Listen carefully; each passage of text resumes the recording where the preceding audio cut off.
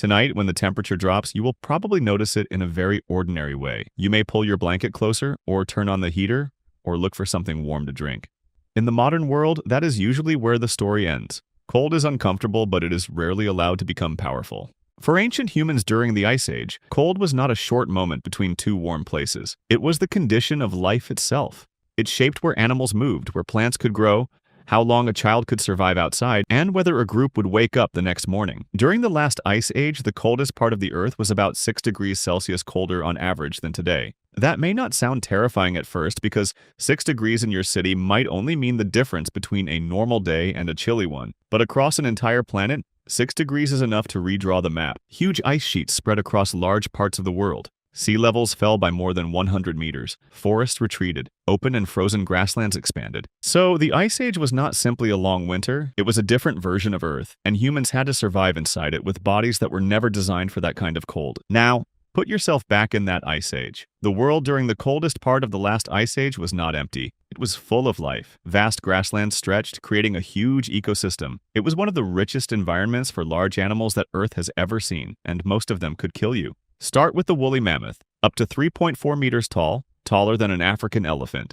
Males weighed between 6 and 8 tons. Their tusks curved up to 4.2 meters long. A mammoth wasn't just large, it was a moving wall of mass. They weren't predators, but provoke one or try to hunt one and the outcome was obvious. Then there was the cave lion, not a modern lion, something bigger. The cave lion was roughly 25% larger than an African lion. Males weighed an estimated 250 to 350 kilograms. They hunted in groups, and they shared the landscape with humans, competing for the same prey, sometimes hunting humans directly. The woolly rhinoceros was another giant. Weighing up to nearly 3 tons and carrying a massive horn on its nose, it was built to survive the frozen world. It could tear through snow and frozen ground with ease. Getting too close to one could be a fatal mistake. And then there was the cave bear. Males reached 500 to 600 kilograms, more than 3 times a modern grizzly. They sheltered in the same caves humans needed for refuge. In parts of Europe, archaeologists have found cave bear skulls in thousands. These animals were everywhere. In North America, the short-faced bear, standing 3.4 meters on its hind legs, weighing up to 900 kilograms, estimated sprint speed of 40 to 50 kilometers per hour. It was the largest terrestrial carnivorous mammal on the continent. There was nothing on land faster or larger that ate meat, and then the cold itself. Winter temperatures in Central Europe regularly fell to minus 35 degrees Celsius. Open steppe meant no windbreak. Exposed skin at those temperatures suffers frostbite within minutes. Without insulation, a human body loses heat faster than it can generate it, and hypothermia sets in within hours.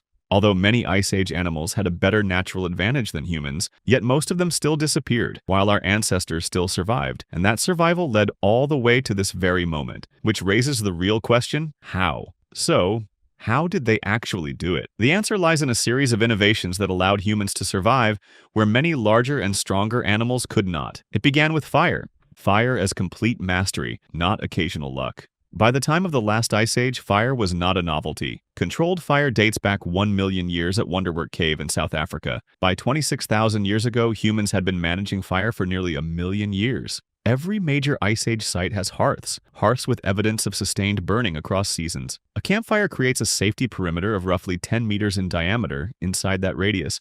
Even cave lions do not enter. Fire didn't just heat the body, it changed the boundary between safe and dangerous.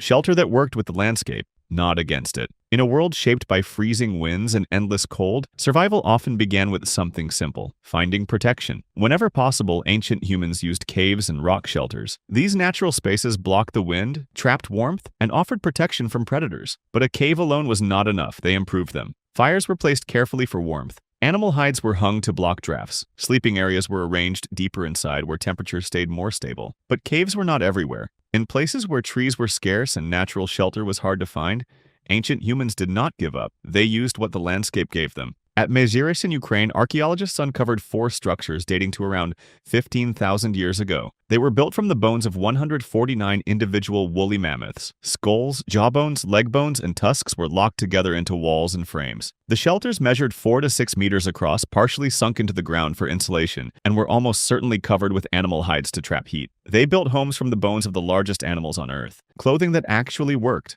Staying warm wasn't just about finding shelter, they also had to carry their warmth with them, wherever they went. The oldest confirmed eyed needle, the tool that makes tailored clothing possible, was found in Denisova Cave in Siberia, and dates to 50,000 years ago. Needles that old are made from bone and ivory, with holes fine enough to thread sinew thinner than modern sewing thread. What they were stitching wasn't draped hides.